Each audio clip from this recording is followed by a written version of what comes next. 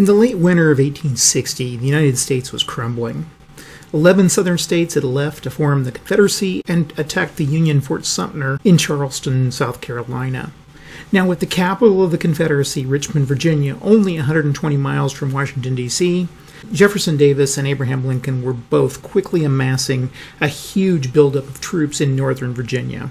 Lincoln decided to place a relatively young Irvin McDowell in charge of the Union side in this concentration of forces.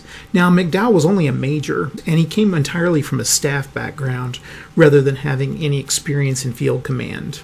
Still, he was promoted 3 grades to brigadier general and given 35,000 untrained men to form the Army of Northeastern Virginia. On July 16th, McDowell and his army departed D.C. with the goal of confronting the Confederate forces to the south, and thus relieve some of the military pressure on the capital. Discipline in the Union forces was very poor, and the column moved very slowly. 25 miles to the south, near Manassas Junction, the Confederate Army of the Potomac was encamped, and they were commanded by P.G.T. Beauregard. Now, the southern units had been alerted of the Union advance, and they prepared a defensive position. And Beauregard had about 22,000 soldiers, most of them being as green as the Union troops that were bearing down on them. And on July 19th and 20th, Joe Johnston's Army of the Shenandoah would provide 8,000 Confederate reinforcements.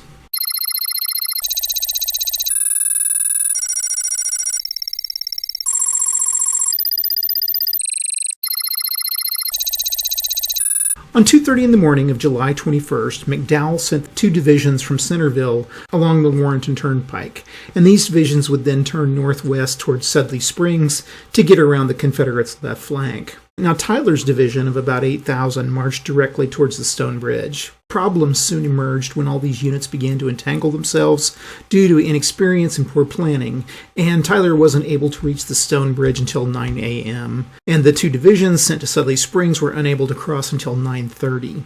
On the Confederate side, things were a little better, as a number of Beauregard's orders were bungled and unclear. Now, with the bulk of the Union Army now on the Confederate left flank, it fell to Colonel Nathan Evans and 1,000 of his men to move northwards and stop the onslaught. So they moved to Matthews Hill, where they were able to delay the northern advance. However, units under Ambrose Burnside and William T. Sherman were able to move across the creek and attack the Confederate defenders. And at 11:30 a.m., Southern forces were fleeing back to the hill around Henry House. Expectedly, Union Commander McDowell failed to press his advantage and instead chose to turn artillery on the southern position. Now, the day was growing hot, and Beauregard and Johnston rallied the southern troops in order for them to form a defensive position on Henry House Hill. What followed was a fierce artillery battle over about a 300-yard distance. And as the Southerners were pushed back towards Henry House Hill, Confederate General Barnard Bee exclaimed to his fellow General Thomas J. Jackson, "Jackson, the enemy are driving us." Jackson, a former U.S. Army officer and professor at VMI, is said to have replied, "Then, sir, we will give them the bayonet." Bee then supposedly exhorted his own troops to reform by shouting, "There is Jackson standing like a stone wall. Let us determine to die here, and we will conquer. Rally behind the Virginians." Now, Bee unfortunately was shot through the stomach shortly afterwards, and he died the next day. However, Jackson would go on to be one of the Confederacy's most acclaimed generals. By about 3 p.m., Jackson continued to press the attack and throw the Union back, and even captured a number of Federal guns. However, command continued to be problematic for both sides. Now, McDowell, who originally had 35,000 men, would only be able to commit about 18,000 to the battle, and the combined Confederate forces, with about 32,000 men, also committed about 18,000. Within an hour, the Union line began to falter and disintegrate, and by 5 p.m., McDowell's forces were crumbling. Now, initially, the retreat had been orderly, but due to poor management, panic began to set in, and the northern forces began to throw down their equipment and flee for their lives. And to add to this chaos, civilians who'd come out to picnic and watch the battle were also caught up in the rout of men, horses, and carriages that eventually became derisively labeled in the South as the Great Skedaddle. Now, Confederate President Jefferson Davis, who'd personally arrived at the battlefield, exhorted his commanders to press the advantage and deliver a decisive blow against the fleeing Yankees. However, a heated squabble broke out between Beauregard and the peevish Johnston, and the opportunity was lost. Now, Union casualties were about 460 killed, 1,124 wounded, and 1,312 missing or captured. Confederate casualties were 387 killed, 1,582 wounded, and 13 missing. And this was a very high 10% casualty rate of the troops engaged in the battle, including missing and captured. Now, while this was the deadliest battle on United States soil up until that time, perhaps due to all the incompetence of the commanders, casualties were infinitesimal compared to the future carnage at places like Chickamauga, Chancellorsville, Spotsylvania, and Gettysburg. So I'm back with another module or scenario from Across 5 Aprils. This one is the first Bull Run scenario, and this game came out in, I think, 1991 and was designed by Eric Lee Smith and published by Victory Games. So let's get down to it. Now, the special rules to this are fairly brief. The major one is that neither side can cross Catharpin Run and Bull Run. Not that they weren't fordable, but at the time of the battle, both sides thought they were not, so those don't count. The other thing is the independent railroad line here, which is unfinished, counts as a road, except you can't cross the creek here. And also these roads here, I'm assuming these roads all count as major roads and not trails, so they're going to have a half a movement point cost to cross. That's how I've been playing this. So let's get started. Now, we've started out here with the three objectives. We have one down at the Henry House and Henry House Hill, and then over here at the Stone Bridge. And those will probably go back and forth as the battle progresses. This is another one where there's a terrain or TRT here, and that's going to tell us when things get started. And neither side is able to fight during the first turn. So let's go ahead and load up our chit cup. And I'm kind of babbling here. We'll put those guys in. And the Confederates, we have some Confederate units coming in at C. Where's C at? Down here in the corner. Let's put those guys in. And some Union guys coming in at B. And they'll be able to get in position pretty quickly. And I think we are set up here. Most of the action is going to just happen in this small area here. So, okay, Army of Shenandoah, Johnston gets to go first. And also regarding rules to this, I've talked about the rules for this in the Shenandoah scenario that I did back in April. And I will put a link down below to that so that if you want to review the rules and see an overview of that, you can. But I'm not going to reprise all the rules over and over again for these. It makes the videos a little long. So, okay, back to Johnston. And it's kind of interesting, Johnston fought at the Battle of Bennington also near the end of the war. So he was there at the beginning and the end. He was kind of known as a peevish man, probably one of the South's worst generals, probably next to Braxton Bragg. Okay, but 2, 4, and 6.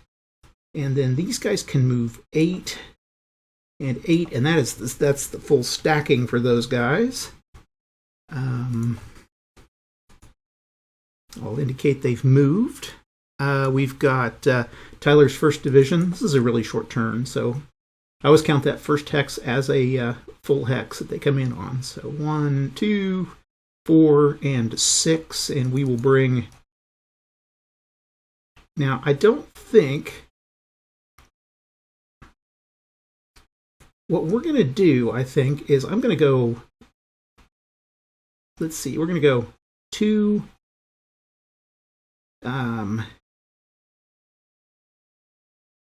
3, 4, 5, 6. You know what? I'm going to call these... I tell you what I'm going to do for this game is these major lines I'm going to call the 1/2, and then the minor lines I'll call trails. So we'll make those a movement of 1 across those trails there, and then 1/2 for the roads and turnpikes. I think that's what the charts are. Let's see the charts here. See, they really don't. They give you this road here, embankment, ford, river, track, railroad. Okay, I guess those, yeah, that would be a railroad and a track. They need 2 separate ones there because that's a little off, but that's okay. Okay, anyway, back to this guy. 1, 2, 3, 4. And then this guy, actually this guy with an 8, I'm going to move here. And then this guy with the 7 here. And I'm going to try to move around, I think. Okay, and that is it for the turn. So we can go to the turn track. And we can refill our cup. And all these guys can go in. And then U.S. entry A up. I think that's up at the top. Yeah, that's up here at the north side. Okay, we are ready to go to the Chit Cup again. This is a pretty short game. It takes less than an hour to play. Now at this point, I still can't. 1, 2, 3, and then I think a forward is 1 to cross. Charts, forwards. It's a 0. Yeah, 0. So that's not going to do anything. So 4. And we will cross there. And then next is a federal combat phase. So we're going to go ahead and we're in the zones of control and we can fight across the bridge. So we have a 11 to 3. That's going to be a 1 shift to the left because we're fighting across a bridge. So 11 to 3 is 3 to 1 odds. That'll be 2 to 1 odds, and the Union will be fighting at a -1. So let's go ahead and pull the combat results chart up. The Union gets a 6 or a 5. So 2 to 1 with a 5 is a 1R. Okay, so step loss, and we're going to make a morale check. Let's move this down a little bit. This is nice how they have this automatic morale checks here. And they fail, so they go back to 1, 2. And then the Confederacy got a 6. 2 to 1 with a 6 is a 1R, so same thing. They're going to take a hit. We'll take it on that step loss, and then we'll go back. We got to do a morale check. And they fail, so they go back 2. We'll just put them back on the road. Okay, and then down here, we have a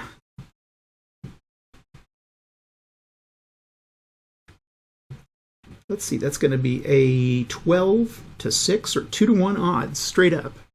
Again, both sides have a -1. So the Confederacy or the Union has a 2 to 1 with a 5. That's a 1R. And we'll make that a step loss, and we do a morale check. And they pass, so they just move back 1. And then the Confederacy got a 1. 2 to 1 at 1 is nothing. So I'm going to let this Union unit. We will always try to take the open area there. Okay. And that is it, I think. Okay, so we will go to a Army of the Potomac, which is the red guys, and we're just going to go right across the field here. 1, 2, 3, and here, and 1, 2, 3, 4. Okay, now what I'm going to try to do here is force this Union guys to back. If I can get them to force back, they'll have to take a step loss, so that'll work. Okay, we pull another chit. We get a Confederate combat phase, and we have a 1, 2, 3, 4 to 11, or that's a 1 to 3 odds. Hopefully we'll roll good. Okay, 1 to 3 with a 2 is nothing, and the Union got a 1 to 3 with a 4, and that's a 2R. Well, that wasn't so good. So 2 step losses. Oh, that sends him to the graveyard and sends him to the graveyard. And this guy has to make a morale check. Fails, so he goes back 2. So we're just going to go back here. And then here we have I should have probably gone here first. A 4 to 8 is a 1 to 2 odds. And I forgot the -1s. Okay, so 1 to 2 -1 is a 1, and then the Union got a 5. That's a 1R. So morale check, and they failed, and they take a step loss, and they go back 2. Okay. Second division goes. Those are the guys way up north here. Now they're on paths, so we're just going to say 1, 2, 3, 4, or 3, and 4, and 4. Okay. Army of the Shenandoah goes. They're down here. 1, 2, 3, 4. 1, 2, 3. Actually, this is on a regular path. This is on a highway, so he can go 1. Yeah.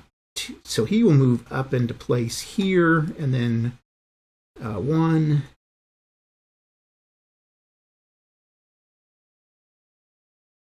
2, 3. Okay, and then he can support fire with that artillery. And I think that's the end of the turn. So we can go, that was turn 2. We go to turn 3. I'm behind on my turns. This guy's coming in at... well, first of all, I've got Heitzman. Refill my cup. These guys come in on A. They're quite a ways up there, if they can get to the battle in time. And then this guy is coming in on D. Down here.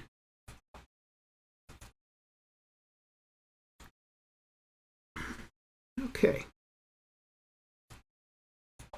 Confederate combat phase. Well, that works because we can use a 7 and a 4 is an 11, and then 12 for supporting. So 12 to 11, 1-to-1 odds. Confederates are at 0, and the Union's at -1. So Confederates get a 5, 1-to-1 with a 5, so they do a 1R. Step loss, and these guys will make a morale check, and they pass, so they just move back 1. And then the Union goes, so they got a 2, -1 is a 1, so 1-to-1, 1, nothing. And this Confederate unit can move in place, and I will. Okay, we go to, and that's the only combat that we have. Now, then Hunter's 2nd Division comes down. Now he's on a, this looks like a regular, yeah, this is the Sudley New Market Road. So I think I can use it now to move a little faster. So 1, let's see, there's 1, 2, 3, 4, 5, 6, 7, 8. Okay, and then 1, 2, 3. We go with the Union combat phase, so these guys can go. So they've got a 7 and or a 3 and a 5, which is an 8 to 8. Let me pop those guys in a little bit more here. There, we can see that a little better. Okay, so we've got an 8 to 8, so 1-to-1 odds. Union's fighting with a -1. Pull up our. So they get a Union gets a 1, nothing, and the Confederates at 1-to-1 get a 2, which is nothing. So no combat there. How the cats are going crazy in my house at this right now. They know when I'm recording them. Okay, I'm gonna move into place here. Actually, I'm going to pull, let's see, he's got 5 to 4, so that's still 1-to-1 odds. That's okay. And then he's going to move back to the Henry house. And this guy's going to go 2. That's 1, 2, 3, and 4. I'm going to try to get over here and help defend. Now, if I can push those guys against the Bull Run here, I can eliminate them, but I won't be able to do it this turn because everybody's been able to fight. Okay, Army of the Shenandoah goes, and we will move 1, 2, oops. 1, 2. I guess we're going to move here. I was trying to move around so I could surround him, but I don't think I can. Let's see. 1, 2, 3, 4. Yeah, that'd be all the further I could go. Or I could go 1. Yeah, and that's a hill there, so that's rough terrain. And we'll move that so that that artillery's in range. This is of the across 5 Aprils game. This is one of the few that lets you use artillery much. The rest of them are pretty wooded. Again, it's a series I wish they would have come out with more games on. It would have been nice to see an Antietam and maybe a Gettysburg. 1, 2, 3, and 4, and 4.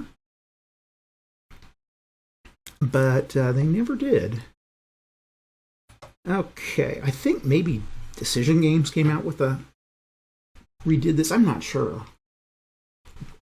If you know, let me know down below. Maybe Compass? I'm not. It seems like Eric Cleet Smith's games have kind of gone over to Compass, I felt like. Okay, we're on turn 4. And the CSA enters on C and D. So Shenandoah enters on C. And Jackson enters on D. There he stands like a stone wall. Now, some people said that when B said that, he was being somewhat ironic, and he was really remarking on how dumb Jackson was. But I never finished that turn. Do you? Okay, hold on, let me finish the turn. Tyler gets to go. I forgot to clear about him. And we're going to go 2, or 1, 2, 3, 4. That's 2. And here, we'll move him here and change our hex control. So the Union's got one objective. They took the Stone Bridge pretty easily. Okay, now I can go to the next turn, bring these guys in. There they are. And we have our TRT, turn 4, our chit cup, refill it, and then start bringing people in. Okay, Tyler's going to move into place first. And I think with Tyler, well, heck, I can just do this. 1, 2. Let's see. What's the cost of hill terrain? Hills are 2. I was trying to see if I could get over there, but I should have stayed on the road there.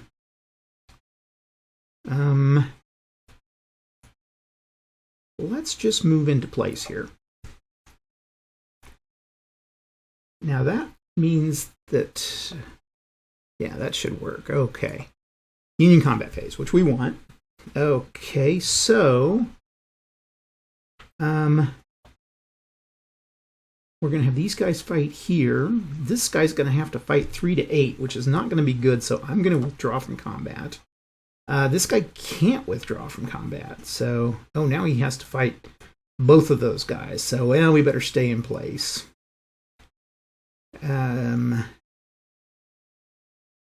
Let's start with this guy. Hopefully we can push him back. So I've got 3 to 8 or 1 to 3 odds, -1. Not looking good. Okay, 1 to 3 and -1 is a 2, which is nothing, and the Union gets, or the Confederacy gets a 1 to 3 at a 6, which is a 3R. That's enough to eliminate him. And we send him to the graveyard. And I'm going to push in right there. Now this guy's forced to attack, so he's going to attack at a 5 to 4 odds, 1 to 1 odds, both sides have -1. So a 1 to 1 with a 2 is nothing, and then the Confederacy gets a 1 to 1 with a 3, which is a 1. So he takes his first step loss.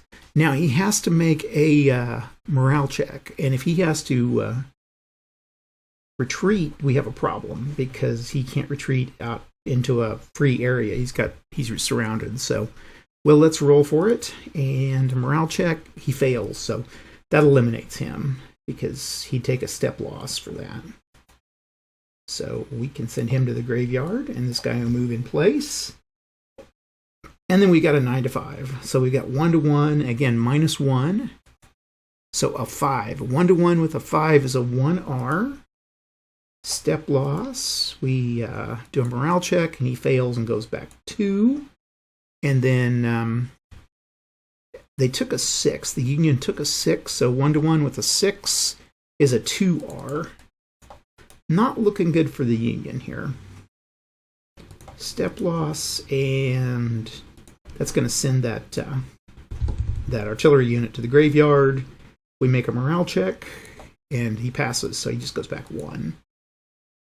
Okay, not a successful attack.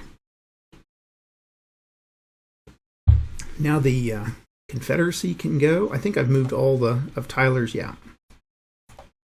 Okay, Army of the Potomac is up. 1, 2, 3, 4. And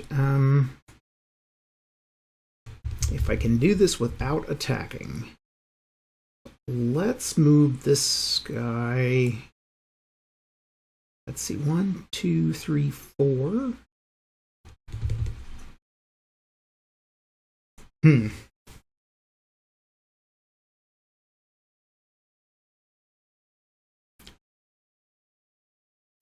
Move right there. That's okay. And then this guy's going to come up. 1, 2, 3, 4.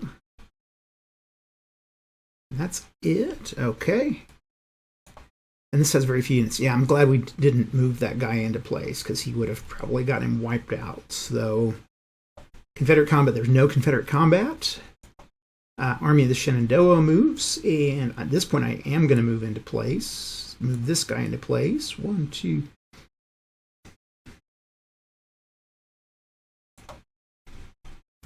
And then this guy can move 2, 1, 2, 3, 4, and 1, 2, 3. That's the Army of the Shenandoah. And then Heintzman's. Don't know much about Heintzman. There's a guy I don't know anything about. 1, 2, 3, 4, and then 1, 2, 3. Actually, I think he could go one more. And then we pull up the 2nd Division under Hunter. They'll pull here. And 1, 2, 3 there. Okay, that is it. We refill it, and we move to the next turn. And another Union comes up. Howard comes in. And again, was that the same Howard that was at Bentonville? It'd be interesting to know if Howard and Johnston were both the same ones that were at Bentonville. They were at the beginning and the end. I know that there was a guy that owned land. At least the story is that a guy that owned land at Bull Run also owned land at Appomattox. At least that's how an old story goes. I'm not sure if that's really totally true, but okay. And we're already in a Union combat phase. At this point, I think I'm going to pull back, and then these guys will fight. So we have a 7 and a 5 is a 12 to 2, 6 to 1, and it'd be 5 to 1 because they're fighting across the stream. This guy's out of range. No, it's not. I think these guys have a range of like 8. So it's still not going to change anything. So, okay, so 5 to 1, and Union has a -1. So the Union at 5 to 1 gets a 1, which is a 1R. And step loss, we make a morale check. And come here, kitty. And he fails, so he goes back 2. And then the Confederacy got a 4, which is not going to be anything at 5 to 1. And then they can move forward, which is nice because I can move Evans. Okay. Got a cat here that wants picked up. Okay, Confederate combat. He has a 1 to 11. I think he'll definitely retreat before combat. This guy will go here, and then he can retreat again. So change hex control. Okay, 2nd Division gets to go again, and this time I'm going to go here. We go to, oh, and then to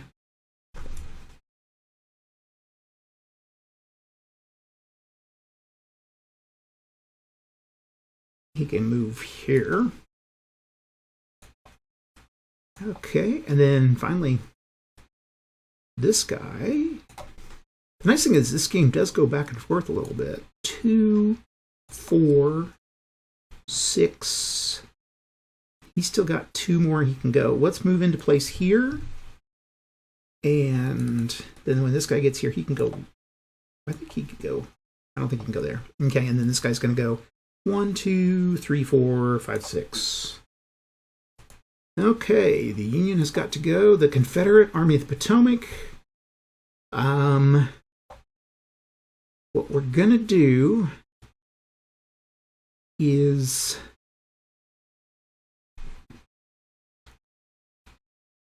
1,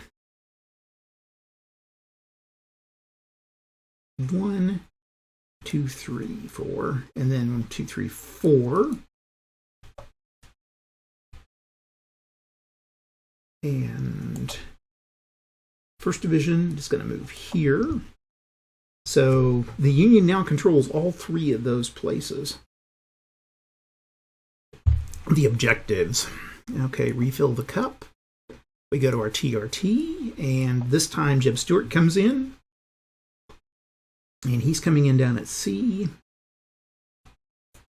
Oops, that's not him, but here's his cavalry coming in. He goes to the cup. And let's get this out of the way. So let's just kind of take a look and see what's going on.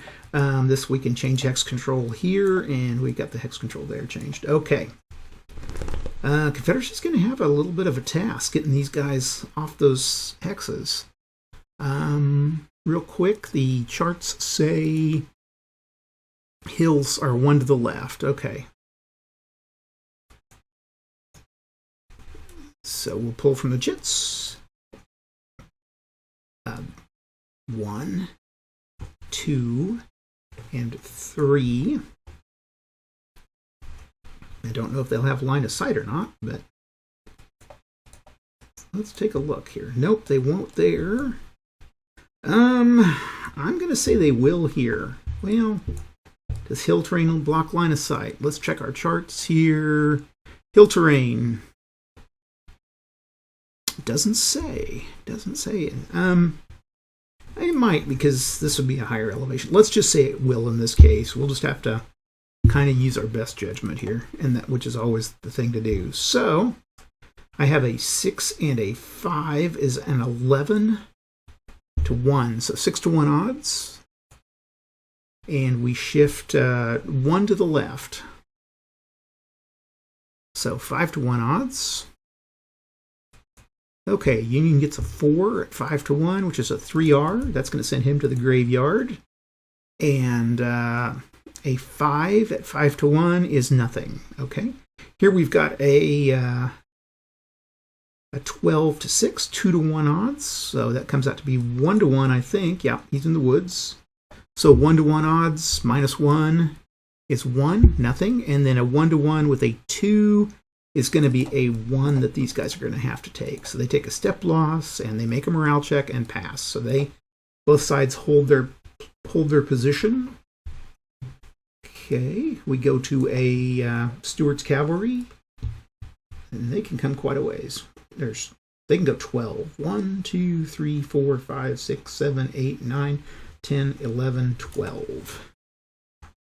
We pull from the Chit Cup. We get the Army of the Potomac. Not much left there. We're up against some pretty good odds. So I'm going to move backwards because I don't want to fight. Okay, 1st Division, stay put. 2nd Division, I might move this guy, well, 2. Yeah, I'll stay there. And Confederate combat phase. No, there's no Confederate units in zones of control. And then we can bring the Army of the Shenandoah up.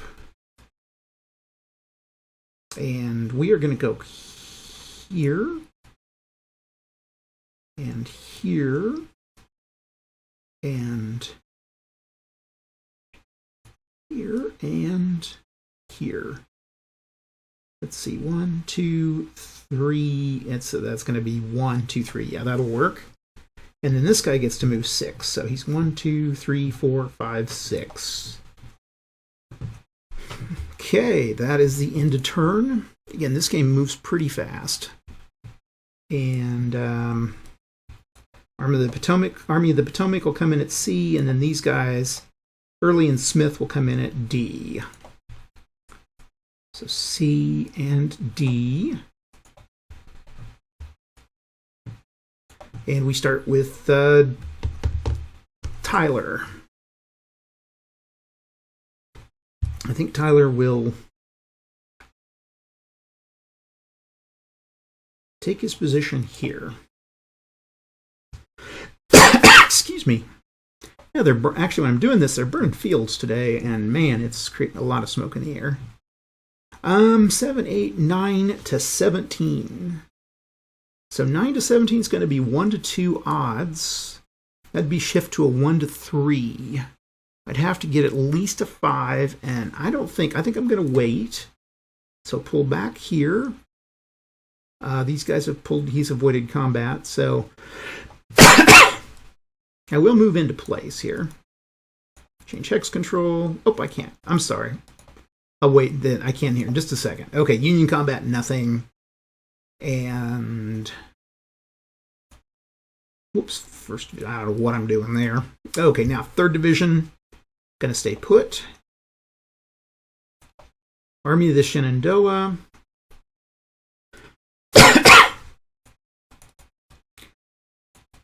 Oh, come on. 2, 3, 4, 5, 6, 7, 8. And 5. Is that open? Nope, it's not. He can't make it that far. Okay. 2nd Division, stay put. And Army of the Potomac. He's going to move. Going to stay put, but bring in this guy.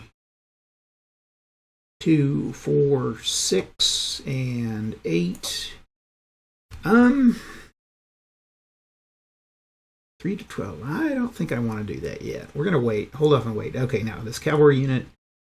1, 2, 3, 4, 5, 6, 7, 8, 9, 10. There. Change hex command. That ends the turn. We go to our TRT, and we get to turn 8. We're running it down here. Okay, 1st Division.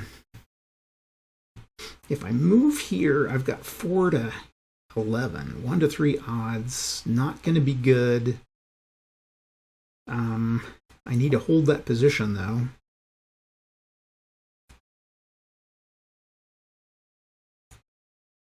I'll do it. Army of the Potomac.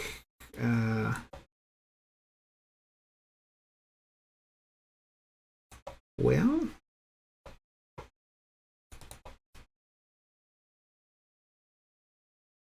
I can move into position here, and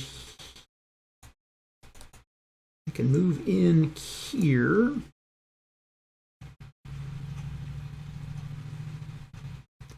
One, two, three, four. 1, 2, 3, 4. Okay.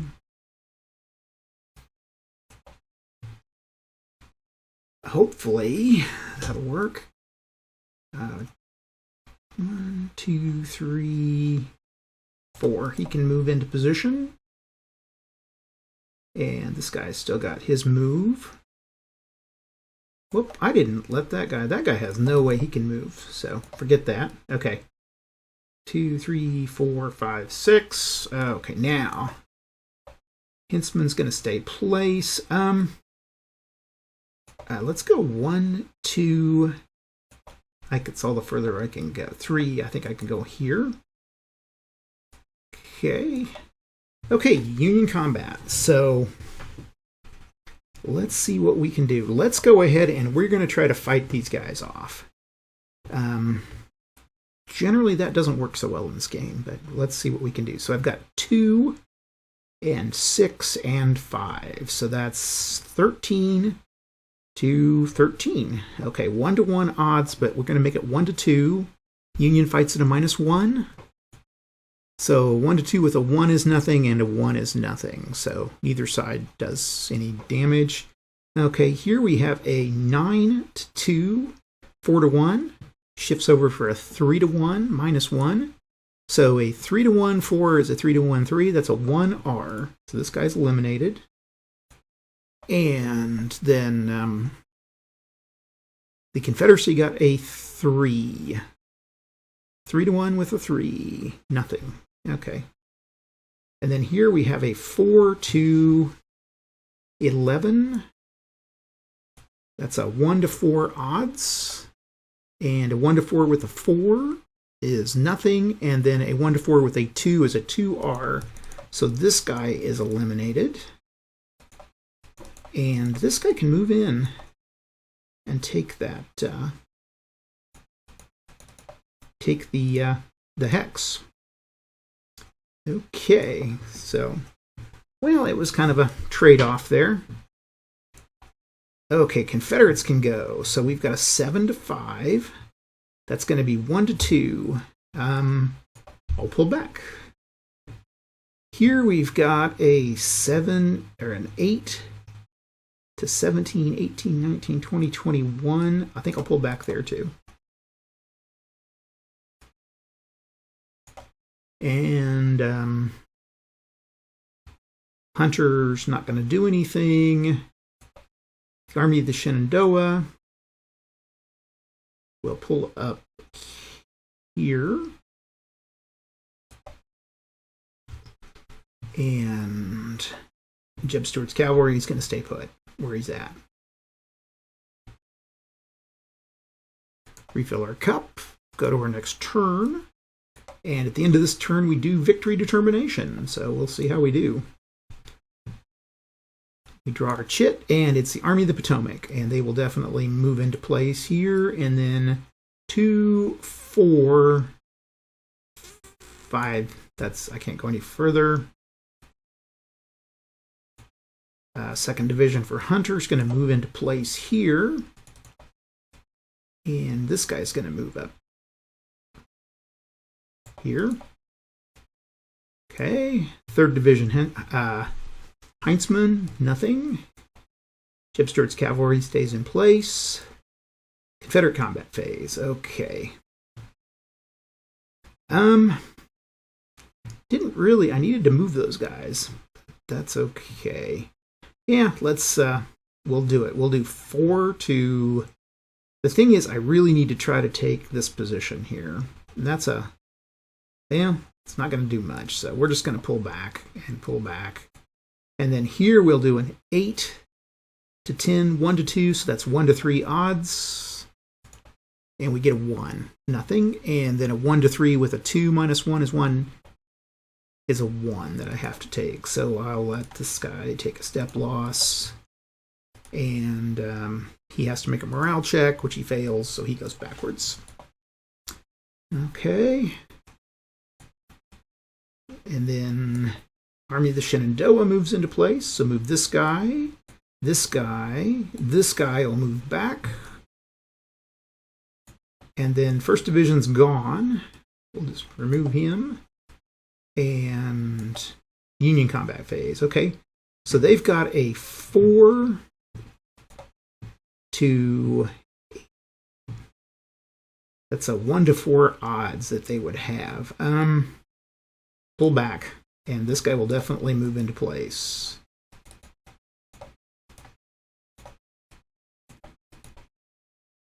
Whoops, wrong guys. Change hexes. Okay, that's it. And let's check our rules to see. We own, the Confederacy owns 2 of the objectives, and they have to control 3 or we go to the next turn. Now, the Union can win a partial one if they can control 1 objective, so the Union might win this one. Okay. We refill our cup.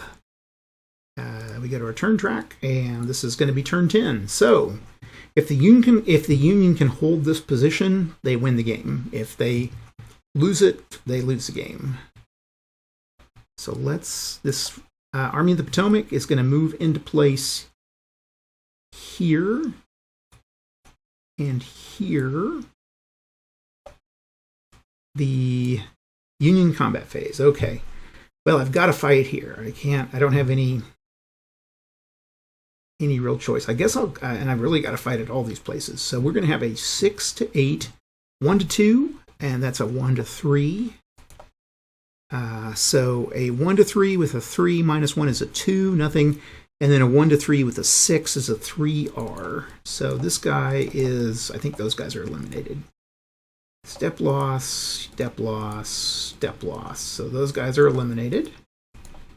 And graveyard, graveyard.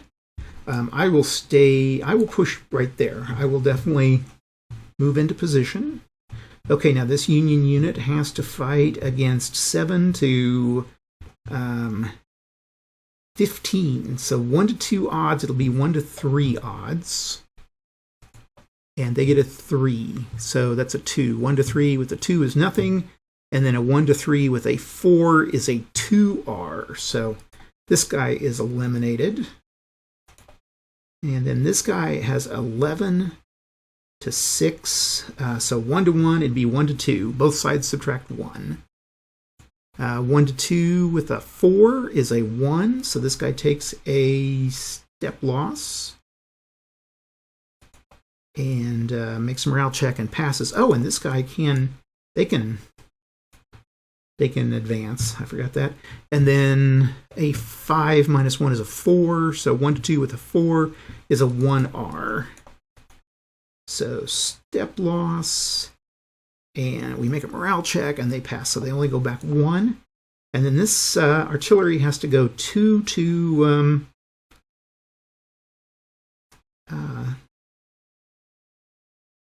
2 to 11, so 1 to 6 or 1 to 4 odds.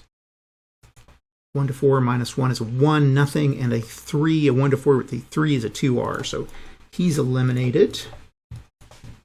And that is game, I think. All we can do is, we don't really have to do anything. 2nd Division can't move into place. Confederate combat phase, nothing there. Knightsman can't do anything. He can move, but this is actually going to be a Confederate control.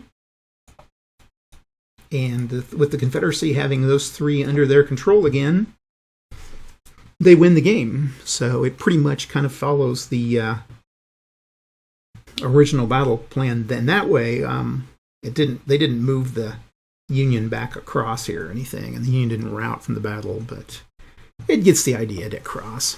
So anyway, that's what I've got. Kind of a fun game. I kind of enjoy it. I wish it was just maybe a little more complex, but it works. It does what it needs to do, so I think that's pretty good. Anyway, we will talk to you guys later. Thanks a lot for watching. I really do appreciate it, and we will see you next week. Bye.